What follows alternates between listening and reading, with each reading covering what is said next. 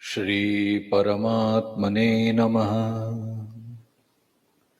श्री गणेशाय नमः। श्री सरस्वत्यै नमः। श्री गुरुभ्यो नमः।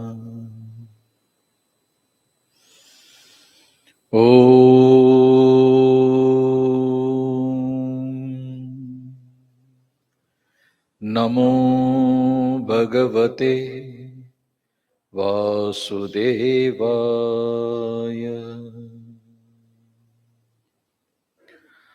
ॐ पार्थाय प्रतिबोधितां भगवता नारायणेन स्वयं व्यासेन ग्रथितां पुराणमुनिना मध्ये महाभारतम्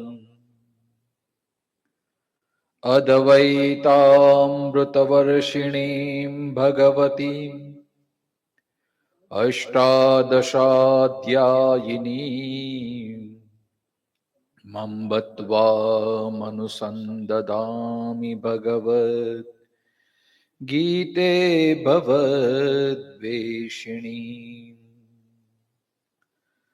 नमोऽस्तु ते व्यासविशालबुद्धे पुल्लारविन्दायतपत्रनेत्र येन त्वया भारततैलपूर्णः प्रज्वालितो ज्ञानमयप्रदीपः प्रपन्नपारिजाताय स्तोत्रवेत्रैकपाणये ज्ञानमुद्राय कृष्णाय गीतामृतदुहे नमः। सर्वोपनिषदो गावो दुग्धा गोपालनन्दनः पार्थो वत्स सुधीर्भोक्ता दुग्धं गीतामृतं महः। वसुदेवसुतं देवं कंसचाणूरमर्दनं देवकी परमानन्दं कृष्णं वन्दे जगद्गुरुं। भीष्मद्रोणतटा जयद्रथजला गान्धारनीलोत्पला शल्यग्राहवती कृपेण वहनी कर्णेन वेलाकुला। अश्वत्थामविकर्णघोरमकरा दुर्योधनावर्तिनी सोत्तीर्णां खलु पाण्डवैरणनदी केवर्तकः केशवः। पाराशर्यवचः सरोजममलं गीतार्थगन्धोत्कटं नानाख्यानककेसरं हरिकथा सम्बोधनाबोधितम्।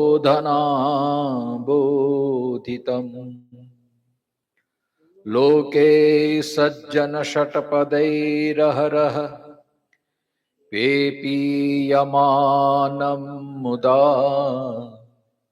भूयात् भारत पंकजं कलिमल प्रध्वंसिना श्रेयसे।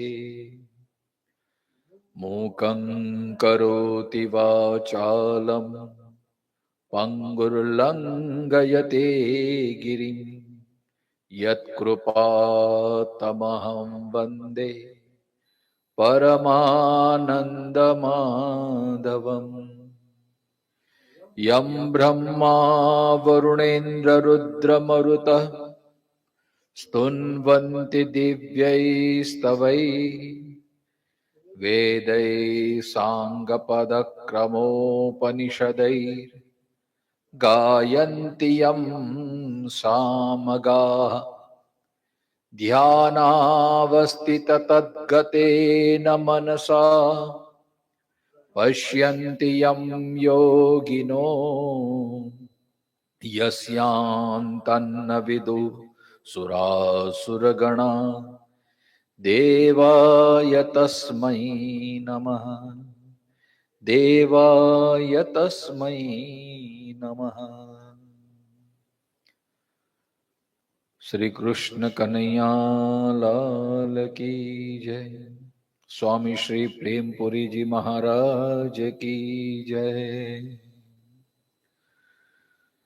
श्री कृष्ण शरणं मम, श्री कृष्ण शरणं मम, श्री कृष्ण शरणं मम जय।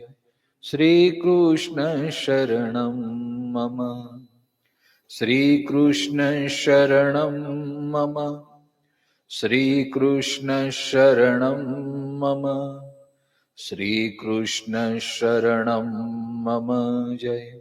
श्री कृष्ण शरणं मम, श्री कृष्ण शरणं मम, श्री कृष्ण शरणं मम, श्री कृष्ण शरणं मम जय। श्री कृष्ण शरणं मम, श्री कृष्ण शरणं मम, श्री कृष्ण शरणं मम, श्री कृष्ण शरणं मम जय। श्री कृष्ण शरणं मम। सुरासुरा सेवित पाद पंकजा करे विराजत कमनीय पुस्तिका। विदेश पत्नी कमलासन प्रिया सरस्वती नृत्य दुवाच मे सदा। ओ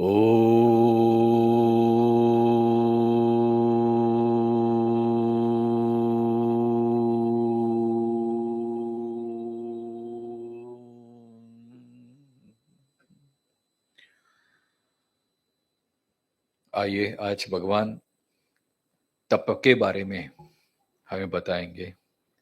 गीता का 17वां अध्याय अलग अलग प्रकार की श्रद्धाओं के द्वारा हमारी निष्ठा कैसी है ये भगवान हमें बताने की कोशिश कर रहे हैं। उसमें पूजा का एग्जाम्पल दिया, सात्विक पूजा क्या है, राजसिक पूजा क्या है, तामसिक पूजा क्या है। यज्ञ का एग्जाम्पल दिया, उदाहरण दिया, सात्विक यज्ञ क्या है, राजसिक यज्ञ क्या है, तामसिक यज्ञ क्या है। अन्न के माध्यम से भी हमें ये बताया कि सात्विक भोजन और सात्विक भोजन करने वाले की वृत्ति भी क्या होती है। तो सात्विक, राजसिक, तामसिक ऐसी 3 श्रद्धाओं के बारे में बात कर रहे हैं।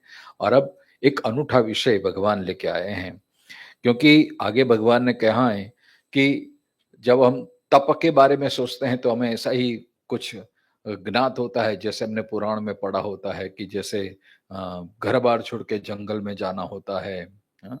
बड़ी कठोर तपस्या करनी पड़ती है और नियम व्रत धारण करके शरीर को कृश करके जब वो तपस्या सिद्ध होती है तभी हमें सिद्धि की प्राप्ति होती है।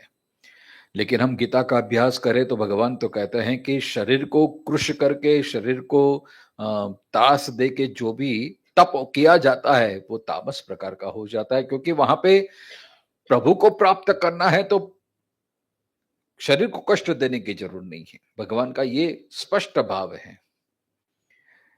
यहां तो ये 17वां अध्याय का ये जो 14वां, 15वां, 16वां जो श्लोक है बहुत ही अनूठा है।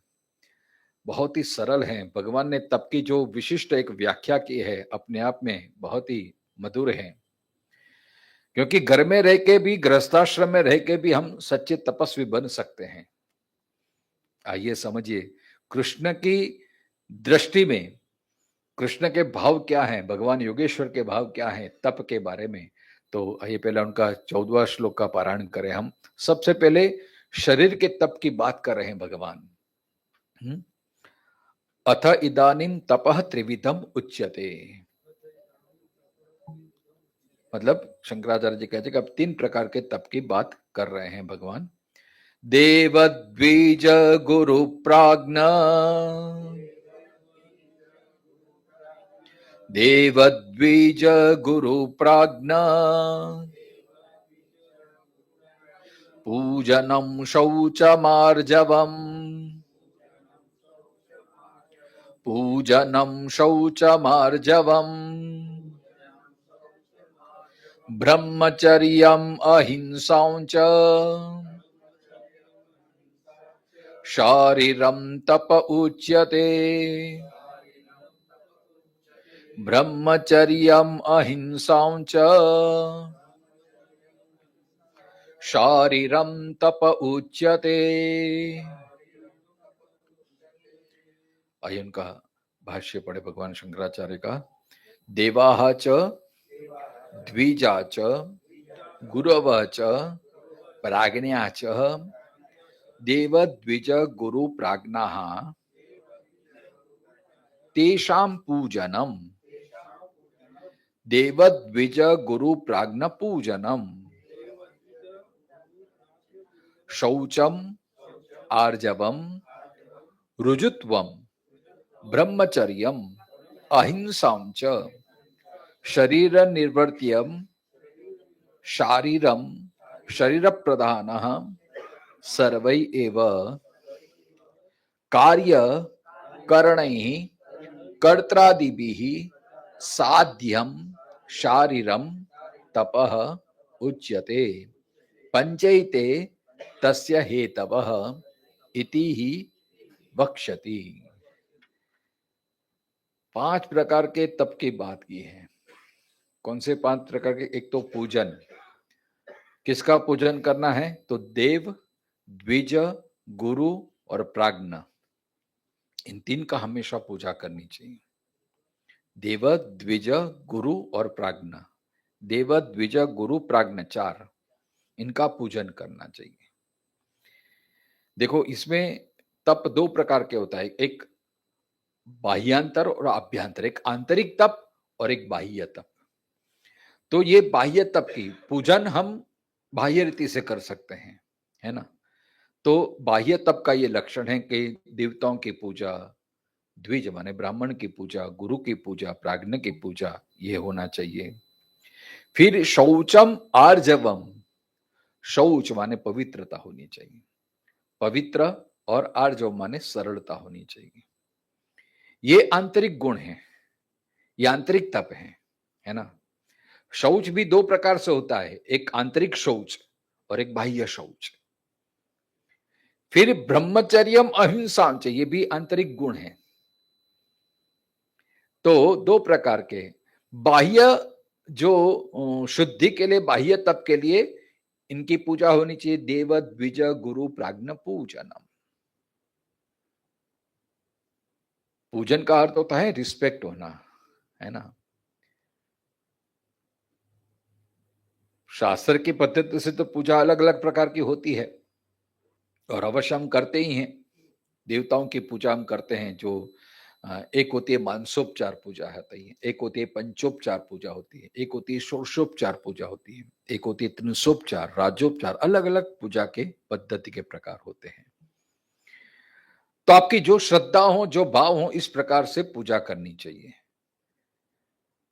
लेकिन यहां पे भगवान पहले ही स्पष्ट कर देते हैं। अर्जुन ने भी ये शंका की थी कि शास्त्र जानते नहीं है, लेकिन निष्ठा जिसमें है तो फिर किस प्रकार को उसकी गति होगी, उसको कैसे फल की प्राप्ति होगी। तो यहां हो सकता है हम शास्त्र न जाने, लेकिन यहां पूजा का भाव है श्रद्धा से जो पूजा की जाती है ना। क्योंकि एक तरफ हमने पहले भी इस चर्चा कर चुके हैं कि शास्त्र का ज्ञान होना और श्रद्धा का होना ये तो अपने आप में एक श्रेष्ठ होता है। लेकिन कभी कभी ऐसा होता है कि शास्त्र में ज्ञान नहीं होता है, लेकिन हमारी भावना पूर्ण है, भावना शुद्ध है, सत्व गुण से युक्त हमारी श्रद्धा है, तो फिर तो भगवान ये 17वें अध्याय में ये कहते हैं कि शास्त्र के दो पल्लू है, एक शास्त्र का पल्लू है, एक श्रद्धा का पल्लू है। तो कभी कभी श्रद्धा का पल्लू नीचा हो जाता है ना। और ऐसे कई प्रमाण हमें दृष्टांत भी मिलते हैं कि जहां बड़े बड़े पंडितों, शास्त्रज्ञों को, विद्वानों को प्रभु की प्राप्ति नहीं हुई है, और दूसरी तरफ जैसे नरसिंह मेहता है, मीरा जी हैं, इतने इतने साधारण स्तर पे जीने वाले, उनको ईश्वर की प्राप्ति जल्दी हो जाती है, क्योंकि वहां उन्होंने कोई शास्त्र की वेदांत पढ़ने गए नहीं है, किसी के पास से उन्होंने कोई विद्या संपादन नहीं की है, कोई साक्षरता उसमें नहीं थी, फिर भी वो प्रभु को प्राप्त हो चुके थे। और दूसरी तरफ बड़े बड़े ज्ञानी भी ईश्वर को प्राप्त में उनको बहुत ही विलंब होता है। मतलब ज्ञान प्राप्ति हो सकती है, लेकिन परमात्मा की प्राप्ति नहीं हो सकती। परमात्मा तो उसको ही मिलते हैं जहां भाव होता है ना। हाँ जी, मन ऐसो निर्मल भयो, हाँ जैसे गंग के नीर, हाँ, पीछे पीछे हरि फिरत कहे कबीर कबीर, क्या बात है। हाँ, बहुत ये भाव की ही स्तुति है। इसलिए पूजन का यहाँ अर्थ होता है भाव प्रधान, है ना। क्योंकि कभी कभी शास्त्र के हिसाब से हम पूजन करेंगे, लेकिन भाव नहीं होगी तो वो एक शारीरिक क्रिया मात्र हो जाती है, फिर वो, है ना। भाव शून्य जो पूजा होती है उसका कोई फल नहीं होता है फिर। क्योंकि हम पहले ही चर्चा को, जब यादृशी भावना तादृशी फल, जैसी हमारा भाव होता है वैसा ही फल मिलता है। तो प्रभु के प्रति हमारी कितनी श्रद्धा है। तो इस प्रकार भाव से हम अगर हम पूजा करें, फिर चाहे कदाच हमारा शास्त्र से शास्त्र को हम प्राधान्यता न दे पाए, हमें शास्त्र पता ना हो, लेकिन हमें जब भाव हमारे पूर्ण है, श्रद्धा हमारी पूर्ण है, तो भगवान हमारे सब दोषों को दूर कर देते हैं और भगवान हमें जल्दी मिल जाते हैं।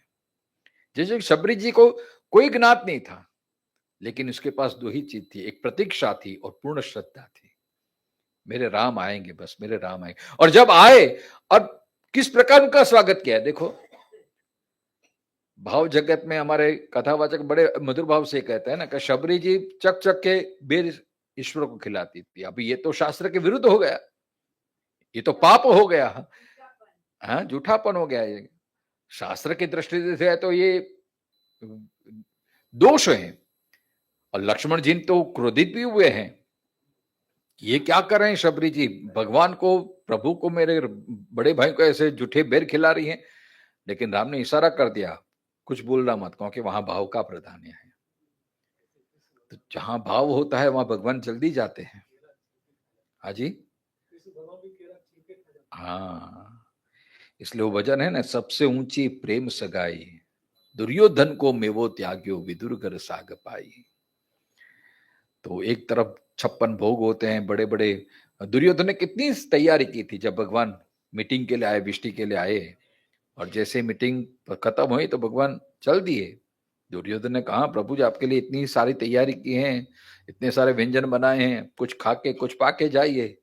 भगवान एक क्षण भी वहां ना रुके। क्यों? क्योंकि वहां भाव नहीं था, वहां प्रेम नहीं था, एक औपचारिकता थी, केवल भाव शून्य था। इसलिए भगवान वहां बिल्कुल नहीं रुके और गए कहा, विदुर जी के यहाँ। अब विदुर जी ने नहीं कोई आमंत्रण दिया है, नहीं ऐसी कोई तैयारी की थी, हा? फिर भी भगवान सामने से गए वहां पे, है ना, सामने से मांगा गए, मुझे भूख लगी, मुझे खाने को दो, और भाजी से संतुष्ट हो जाते हैं ना।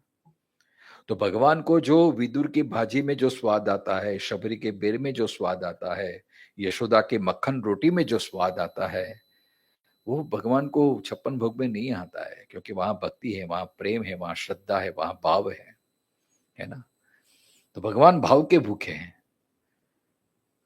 आपने कई बार कथा सुनी होगी कि एक बड़े बड़े प्रसिद्ध संत थे और शास्त्रज्ञ थे, व्रत नियम तप जप आदि अनुष्ठान रत थे, वेदांत का बहुत अभ्यास था उनको, और आश्रम चलाते थे। तो एक गांव में ऐसे सत्संग चल रहा था, फिर जब पूर्णाहुति हुई तो सब अपने अपनी तरफ से कोई दक्षिणा रखते थे। तो एक परिवार आया, वो देते हैं बाप जी हमको भी दक्षिणा देनी है। क्या दक्षिणा देनी है? ये बच्चे को हम दक्षिणा के रूप में आपको देने चाहते हैं। अब वो बच्चा था मोटा सा एकदम, तो बाप जी ने कहा भाई इसको मैं लेके क्या करूंगा? अरे बाप जी आप रखिए, आपकी सेवा करेगा। अब वस्तुतः वो माँ बाप उसके छुटकारा पाना चाहते थे, क्योंकि बहुत खाता था वो, और काम कुछ नहीं करता था। आपने सुना होगा शायद हमारे प्रवचनों में आपने, है ना। तो अंततोगत्वा वो बच्चा, फिर उसको एकादशी आती है, बाप जी ले गए अपने आश्रम में, सब काम करवाते तो करता था। देखो उसका मन निर्मल था, भाव संशुद्धि ही, आगे भगवान तप के बारे में बात करेंगे, मन की बात। जिसका मन शुद्ध होता है, जिसका भाव शुद्ध है, जिसके जीवन में आर्जवम सरलता होती है, भगवान उसे जल्दी मिल जाता है। इतना निष्कपट था, इतना निर्दोष था वो। इसलिए छोटे बच्चे को हम क्या बोलते हैं? भगवान, भगवाना दीधेल, भूलका, है ना, देवना दीधेल गुजराती शब्द है, क्योंकि उसमें निर्दोषता रहती है, कोई कपट नहीं होता है, इसलिए वो भगवान का स्वरूप माना जाता है ना। तो ये बच्चे में भी इतनी निर्दोषता थी। आपने शायद कथा सुनी होगी, इसलिए मैं उसमें डिटेल में नहीं जाता, क्योंकि उसमें ही पूरा 1 घंटा चला जाएगा। तो एकादशी के दिन वो गया, क्योंकि उसको उपवास का नहीं होता। बच्चे ने बोल दिया बाप जी आप सब कुछ काम करा लो, मेरे उपवास नहीं होगा, मुझे खाने बिना नहीं चलता है। तो बाप जी ने दे दिया कि लो ये आटा ले, कुछ आलू ले गए,